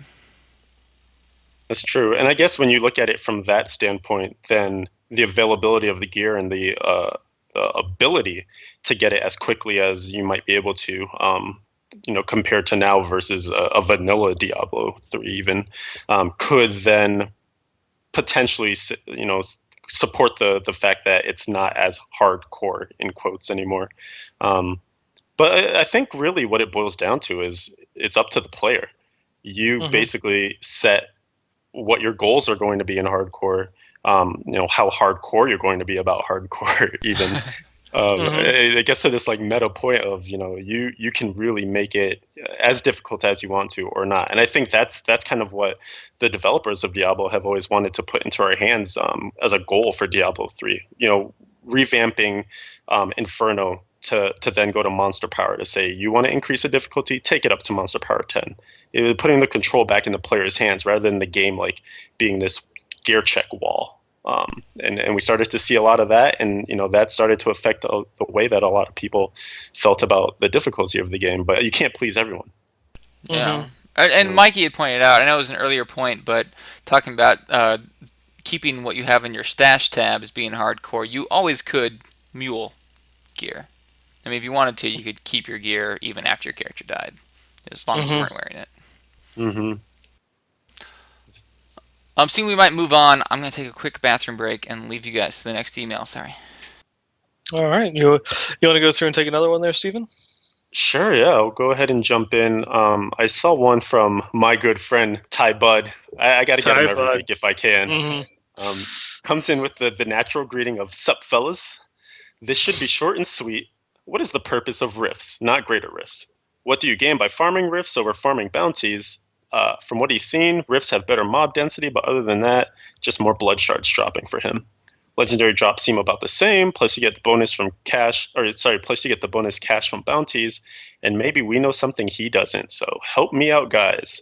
And we do know something you don't, apparently, because as we were just mentioning previously, I think it might have been patch 2.0.5 or 0.4, maybe 0.6. It came that late, I don't know. But they buffed the drop rate chances for when you are actually inside of a rift to be 100. I think it was 100% better, right? At the lowest torment difficulty. Yes. Yeah. So at Torment 1, you were actually going to get double the legendaries than you would in the regular game world. So when you're out doing your bounties, when you're out playing story mode, even if that's something you're into for some reason, then that just made rifts that much more rewarding already. But also the fact that you could then gamble from Kadal with blood shards. You get blood shards at a much faster rate because you still get them as a reward from bounties, but you get them at a much better, much faster rate, especially if you can play the higher torment levels. And they also then went and gave buffs to Kadala as well. So her rate of churning out legendaries for you increased over the couple of patches that we saw before 2.1 hit. So rifts really are kind of the gear farm mode. Once you're in a place where I would say bounties are almost like a step to get to there, because obviously you need the trial keys to get to rifts, and some of the legendaries that you get from bounties are going to be great placeholders when you're still trying to get to what your end game set or goal for your build out, your gear out will be. But you're just going to be able to generate so many items through going through rifts and getting the density and getting, just not only the drops in there, but also off the Rift Guardian and also off the Blood Shards. It is just when you're ready to start farming for particular gear, that's where you should be. We're on Ty Bud's email? Yeah. Yep. Yeah. The rifts, definitely, just normal rifts are your best way to go through and farm. I know people have said that you can get a lot of gear from greater rifts, but there's people that are just going through and doing, like the clearing until the Guardian spawns and hearthing out and then coming back in when there's only 4 minutes left, but it's not very efficient. You could be spending all of that time actually clearing something in Torment 6 and just getting more drops and than just trying to get the 1 or 2 legendaries you might get from the Rift Guardian in a Greater Rift. Mm-hmm. Yeah. Yeah, I think that's all we really need to say about it too. It's just better. Yeah. And speaking of Greater Rifts, I'll go ahead and take a email here from Mr. Dorcas. That he has found a Greater Rift trial key, and he wants to know how it works in hardcore. Basically, it works exactly the same as it does in softcore. It opens up the trial realm, and he wants to know is if you die, do you just die, or does it just cancel the trial at that point? And if you die in the dream, you die in real life. What? So if you die during the trial mode, you will lose that character. You will be gone. Bye bye. Yeah, it's scary. Those trials, I think a lot of hardcore characters can probably sympathize, but sometimes you don't do as well as you possibly can on the trials because there's a chance you're going to get to a point where you get one shot. Mm-hmm. You gotta be careful. I've actually had some scary moments just when we were going through and even doing something simple like Wave 29 in the trial modes, where just a couple of the fireballs, or I think it's like Wave 24, where they have a bunch of the Goatmen. Well, I'll get hit by 8 spears at one time, and my health just drops to 0, and I'm panicking for my my potion and smokescreen. Yeah. Just have those little RNG moments. And it makes sense that they design them that way because they want you to fail. Like it has to get to a point where it's too hard for you to stay in there, so you pour it out. But it's really scary as a hardcore player. Like you definitely want to quit ahead of where you think you could even keep going. One thing actually that I don't know if a lot of people know this, but let's say you are playing by yourself or you're playing with others and you manage to do really well in the trials for some strange reason. You get like a Greater Rift Key 40 and you're just not ready for that at all. If you actually play with another friend, or if you go and you make another key, I guess that part doesn't matter, but let's say you're playing with another friend and he or she has a Greater Rift like level 12 key, you can actually use your 40 and downgrade it and join them in the Greater Rifts. Yeah, good pro tip there. Mm-hmm. We got an email from Alienationer, and he heard some of his friends talking, people in the community saying they're critting for 100 million damage, and even more. And they're like, how are you critting for hundreds of millions of damage with only 1 million sheet DPS? This makes no sense to me. I'm not critting for nearly that much. And don't worry, Alienationer, there's some good reasons for it. I think the first thing to keep in mind is your highest crits are not a reflection of how much damage you're doing. And if you really want to know DPS, go do a GOM test, which is you take the health of GOM divided by how much time it took you to kill GOM, and that will show you how much damage you're doing every second. It's hard to get an exact number on it since we don't have add-ons. QQ. But yeah, there's certain builds that will give you much higher numbers than other builds. It doesn't necessarily mean you're getting more damage though. For example, Star Pact from Wizards, the new rune on it will make it so any additional arcane power you have left over after casting Star Pact is converted into extra damage. So every time you cast a Star Pact meteor, you use all of your arcane power. And if you get up to a full bar of arcane power and you're using the gem that gives you additional damage, wait, is it a ring? Maybe I'm getting confused with the set bonus and the gem. Anyways, there's a bonus that gives you additional damage when you're at full resource. Mm-hmm. You guys know what I'm talking about? Restraint and focus. Yes, restraint and focus. Yep, the ring set. You get some multipliers on there. You can get some huge crits from one single hit.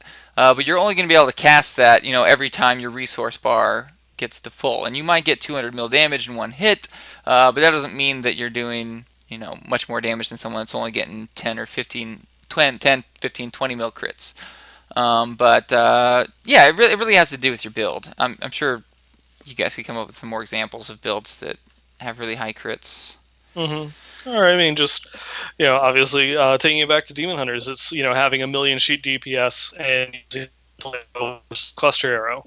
The damage that you're going to see is going to vary widely because you have one that is doing 310% damage, and another one that you can be doing 770% damage, and then scaling on top of that, you have the skill affixes, which greatly increase your damage, because if you have plus 20% to elemental arrow, it's not doing 330% damage. It's now going to be doing what would that be, like 380ish% damage, 373% damage. And if you're using that same like 20% onto cluster arrow, it's going to go from 770. Now you're at over 900% weapon damage, because it scales your actual damage percentage. So over 900? Sorry. Over 900.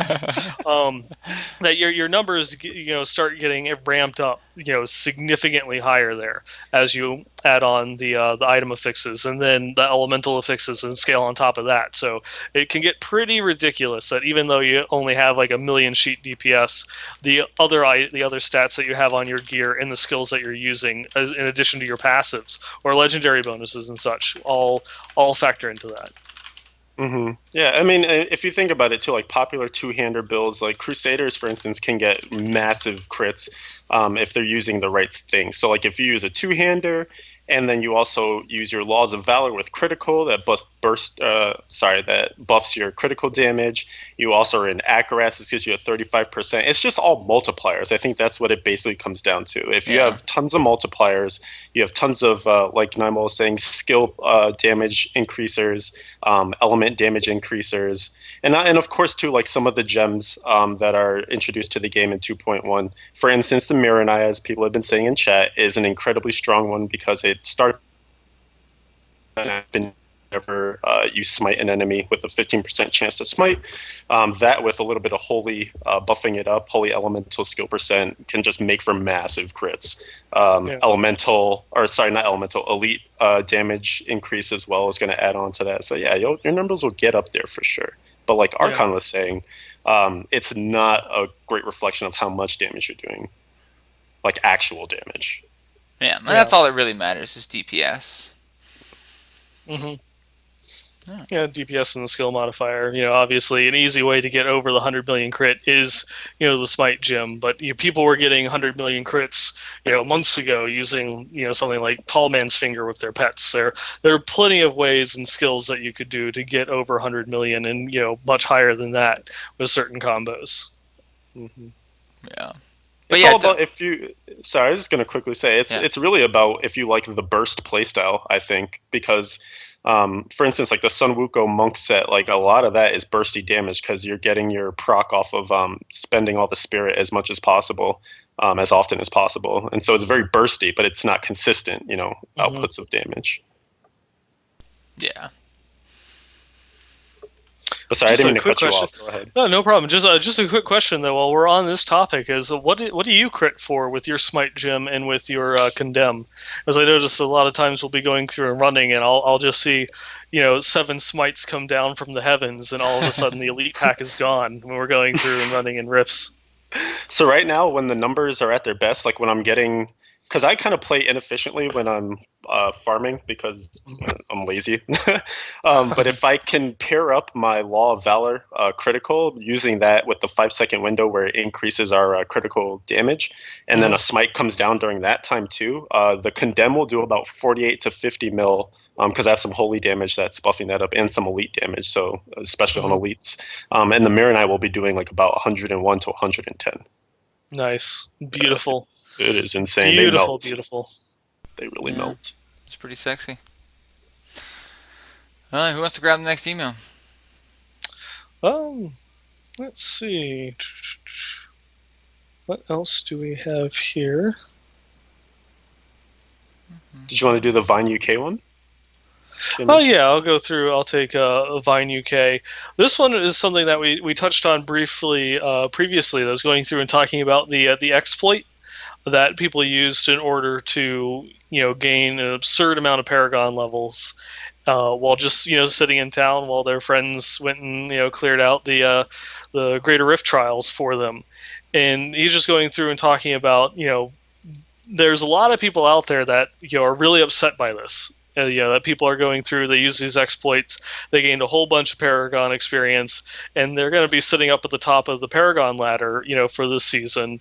And no one's really going to be able to touch them because of just how big this exploit was, and that there's been no mention so far from Blizzard on if there's going to be any form of punishment. If there's going to be, they're going to have the Paragon levels removed, are they going to get banned, are they going to lose characters or anything like that? It just wants to know, and he even went through and put in sections in the term of use that they have out there that part for commercial purpose without Blizzard's express permission, except that you may use it for the game of service except that you may use the game on the service at a publicly available cyber cafe or computer gaming center. Is going through and saying that people streamed it, just showing that they're gaining these obscene Paragon levels, and we're attracting people to their streams because of this, that they're in gross violation, that they should be banned. I'm not against it. I would love if they would reduce the experience. I mean, it doesn't make sense to roll back the characters. It's been too long. It would be overly punishing, I think. But at the very least, they could remove experience. Yeah, I think it should at least be easy enough to go back and see what it was like, that they had those huge increase in experience within a short amount of time, that you could go back and roll the experience back, because it's not like they gained any items or anything like that, so there's not that much that has to go into it of rolling back their character and making them lose other things, but definitely that you can shave a couple hundred Paragon levels off of them. I think worst case scenario is Blizzard is sitting back and waiting to see if people get over it. And I really hope that's not the case.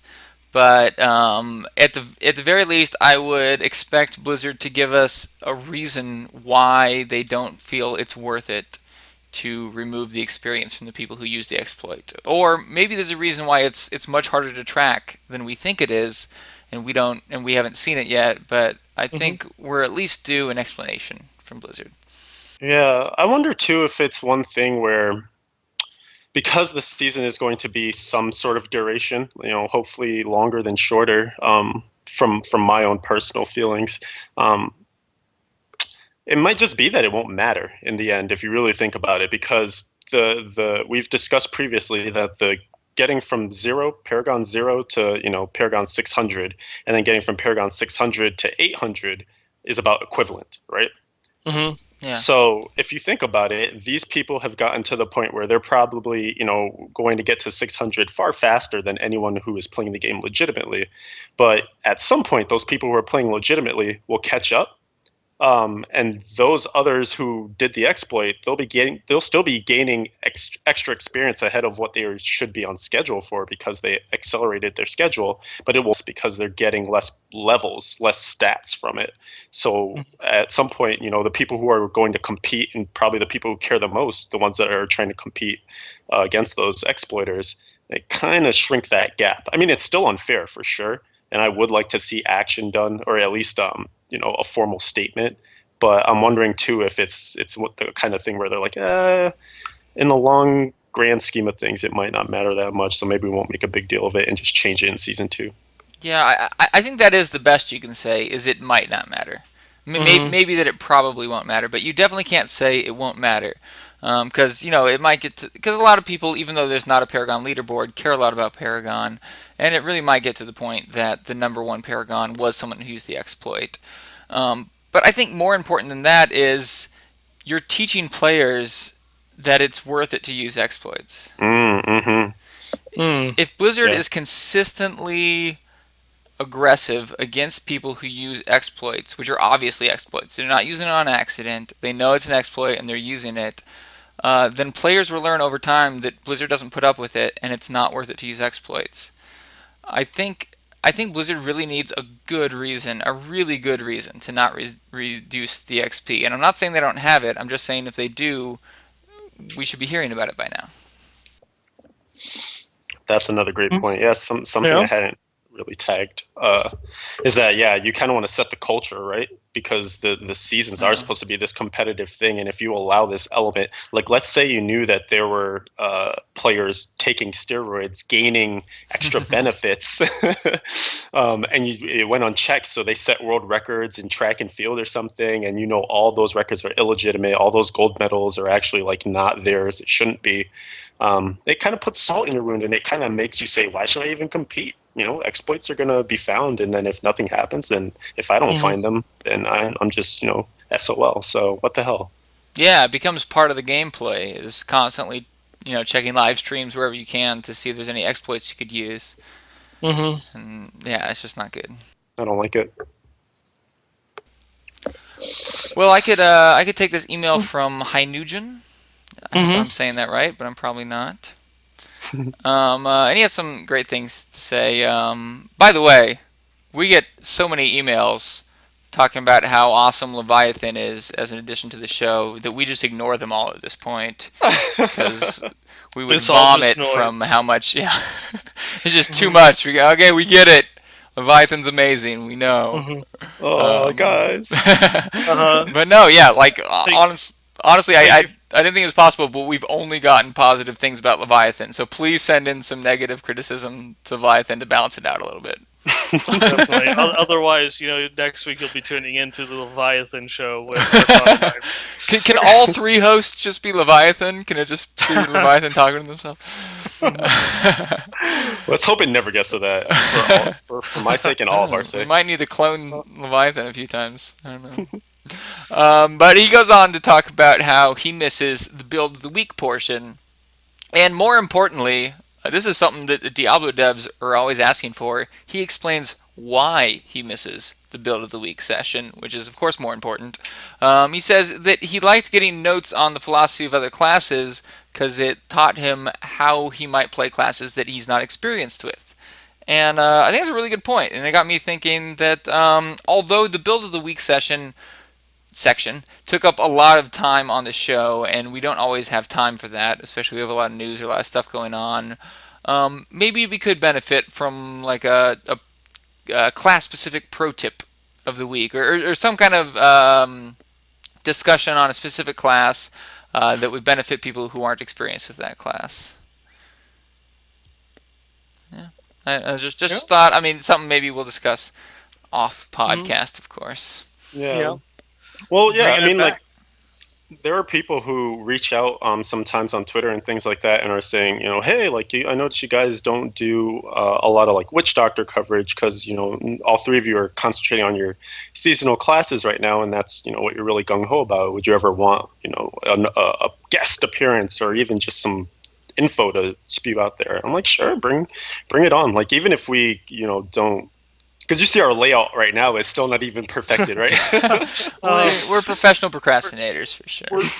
Work in progress. It's always a work in progress. So I mean, it's tough to get another guest, but like I would love to like say like I got X info from this user and they are amazing, and it gives you a way to then say, hey, you're building your cred as authority in that class, and it gives us a way to look smart, which is awesome. Yeah, well, we got some excellent info coming in from Mikey, and we've completely ignored it because we know it's bad. Yeah, it only applies to Mikey somehow. Yeah. But yeah, I mean, if you guys have some good information on a class that you feel like that we're neglecting, please send it in. Like, we welcome all your feedback. We don't get to all of it, but if you have good tips that we're not covering, that's something that we'd love to hear. And again, all feedback can be sent to westmarchworkshop@blitzpro.com. You want? Who's up next? I think that about covers it. Is that those are the important ones? Looks like The ones we're going with. All right, then I apologize we don't get to yours. We got a lot of feedback this week. Ever since seasons came out, we've been getting a lot. A lot of the other ones that we did not touch on specifically, we answered, during the show. About like some questions about season items ending and stuff like that. Oh, guys, there's one that I did see that I kind of wanted to quickly touch on. All right. Because I have an idea for it. So Jeffrey, whose battle tag is 3 days JPT. Don't know what that stands for. Sounds cool though. He sent us an email, and one part we addressed when we talked about the changing over of the gear and all that good Mhm. stuff, the transfer. Um, he also said, "How about a challenge for listeners every week, like the first person to find a Stone of Jordan or something?" And we kind of done that previously with like the Nat Slayer challenge, the Gold Wrap challenge. Mhm. But I kind of like the idea of just saying like a target, like something that we want to see. Um, and if you guys are behind this, I would like to issue a challenge to the people. Yeah, yeah, let's do it. I mean, even if All we don't have a right. challenge every week, I love challenges. All Mhm. right. So we're sitting here. I still need one. I need a better one. Nine Ball needs one. Well, a better one. And Archon, I'm not even sure if you have one. But Royal Rings of Ring. Royal Grandeur. Yeah, I have a Yeah. pretty good one. Oh, you Mhm. do? Yeah, I got Hmm. lucky. And there's Lucky also the thing, bastard. too, is if we create a thing that says, find this item, in the next week or whatever, it's going to be tough to say, did you find it this week or did you have it stashed because it was awesome and you already had it? Yeah, it's hard to do. That's why I started thinking about with the Stone of Mhm. Jordan. It's hard to do who found it first. And that's why I think ongoing challenges might work a little bit better than weekly challenges. Mhm. But I like the challenge of who can submit the best Ring of Royal Grandeur.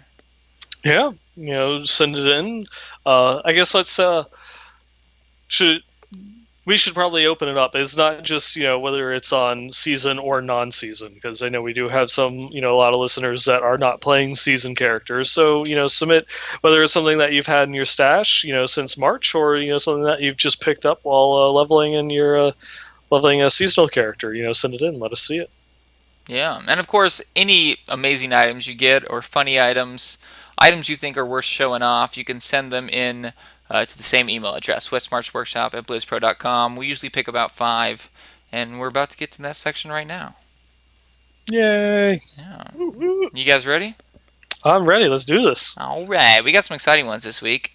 We'll start it off with I know I'm saying this wrong, but I'm trying my best. Gurjo sent in this Nat Slayer with 2,900 damage. It has 748 dex, really close to the top there. He re-rolled some attack speed on there, Hmm. and it looks like that was after he got a Romulandi's gift, huh? Yeah.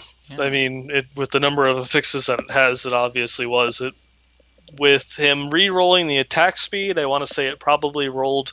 Well, I believe Natalia's always rolls with the socket, so he re-rolled the socket into attack speed in order to get there, which is it's kind of a shame. Such a good item, you'd want to re-roll the damage percentage in order to get it to the 10%. But yeah, still, it ended up being very nice there. yeah. Got a nice natural damage roll, and the dex is almost max. Way to go. Pretty Hmm. pretty. The next one is from Furureru, who was a regular viewer of my. I know I'm saying that wrong, but it's a lot more fun to say it that way than however you actually say it. Furureru was a regular viewer of my stream, and so thank you for sending this in. It's a very sexy Blade of Prophecy with almost 3,800 damage. Hmm. He re-rolled the 10% damage on there, but that is without attack speed, almost 3,800.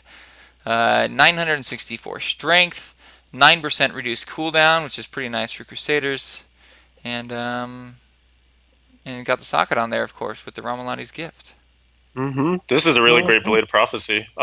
Looking at the arcane damage, that affix there, that is only a little bit off of what the best is. I think it's 1490 to like 1790 or something like that, right around that area. So it's Hmm. not far off. You can get like a 3800 Blade of Prophecy without attack speed. So this is awesome. The only thing that is holding it back, I would say, is the secondary, because life after each kill is not the best. It's great, but it's not the best. You could probably try and get like a chance to freeze. That'd be the best for Hmm. a Blade of Prophecy. Hmm. Keep hunting. Keep hunting. Keep Not good hunting. enough! I demand better.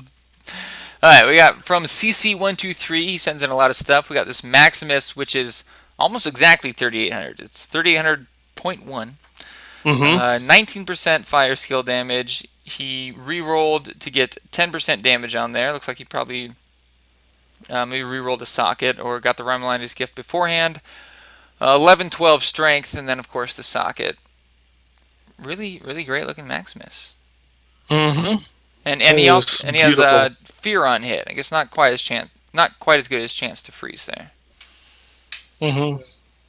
Depending on your build too, because I know that the phalanx build, I mean, they don't use fire, so it's neither here nor there. But they like fair on hit because it keeps the enemies away from them. The stampede phalanx build. Ah. Mm-hmm. Next one is sent in from LG. Yes, the corporation LG sent this item in. Mm-hmm. And it's a very sexy witching hour, which I think he needs to keep trying to re-roll. He's re-rolled 487 vit on there, but he also has perfect all res 100, perfect attack speed 7%, and near perfect crit damage 49%. So yeah, if he could get 500 of whatever the main stat is on there. Let me see if I can figure out what class this is. It's a demon hunter, so oh, yeah. looking for dexterity. Then yeah, you'd be right on point. That's great natural rolls on there. Wow. And I guess it's debatable on whether or not you'd want all res or vit to roll naturally on there. It might have something to do with what stats you already have, but as a demon hunter, all res is probably the way to go, I would say. Yeah, it is not a bad stat to have, that's for certain. The next one comes in from Horacy, the one that wrote us the novel of an email, and he sent in a competing witch doctor for this week's. I said witch doctor, and I meant witching hour. It's basically the same thing, right? Yeah, I think. Yeah. Potato. For this week's witching hour challenge, which witching hour is better? Okay, anyways. 499 dex, 474 vit, 7 attack speed, 48 crit damage. What do you guys think? This is just the pinnacle. I mean, obviously it could be better because it's not perfect, so come on, man. But this is insane. You got the secondary res there, so you got the cold res going. You got the chance to freeze, because for me, I'm on this kick right now where like the secondaries have to be really good too for it to be a super GG item. And this does it. Like, this is really high dex, almost perfect. The vit super high as well. Max attack speed, a little bit off of max critical hit damage, and then the secondaries are beautiful. The chance to freeze is so huge. Yeah, I believe, what is it? The chance to freeze is maxes at 5%? 5.1. 5.1, okay. So he's just like one off. He's like one off max dexterity, 2 off max crit damage, and 0.1 off, chance to freeze on hit. So it's pretty damn good. Yeah, I think if nothing else, the thing that might give this challenge to Horacy is that he has yet to re-roll a stat. Like, what would you even re-roll? Like, yeah, you try to get that vit up higher. I mean, maybe you'd rather have all res. I don't know. Maybe their life percent if you have a ton of life right now. Yeah, those are. That one is for the calculator. I'd say that one is probably for the stat calculator to see which one will get your actual survivability up more. You got options. Yeah. Well, we have another image from Horacy, and this is also an ongoing challenge we've had, which is who can get the highest toughness. Horacy sent in a picture, and here he has 4.6 bill toughness. And that's pretty impressive. We have gotten much higher. We've gotten 67 bill. Not to say that 4 bill isn't impressive though. Not too shabby. But competing with Horacy, we have Zwixo. And Zwixo has beaten the record with 75 billion toughness. So hats off to Zwixo. That's pretty sexy. Of course, this is from the Gold Wrap Boon of the Hoarder combo that we've been issuing this challenge on. Oh no, wait! There was another picture also from Horacy. Oh, what was this? What is this one? Let's see. Maybe it's a little bit. Oh my God! It's 224 billion toughness. Over 224 billion. Over 224 billion. It's too you much. might say he's a tough guy. Yeah, pretty tough. He is pretty tough, isn't he? Isn't he? That's Vladimir Putin tough. Tough nut to crack. Yeah.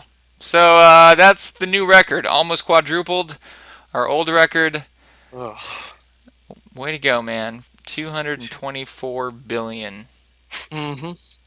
I think I don't that's even. I think you could do T6 with that. I think you could.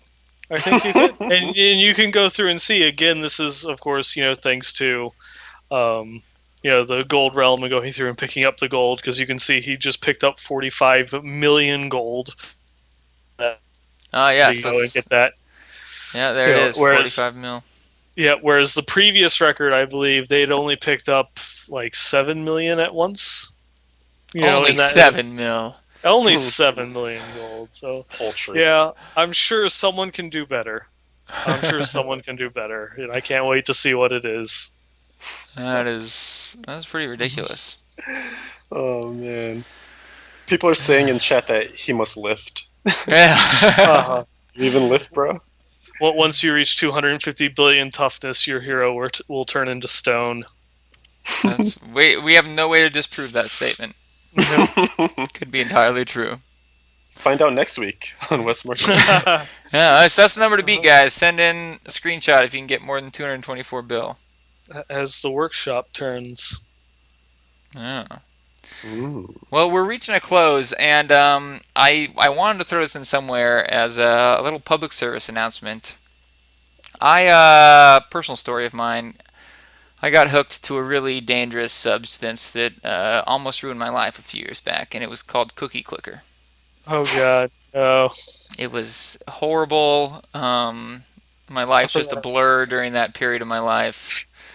Way obscene amounts of clicking, cookies rolling in, and I've gotten word from my good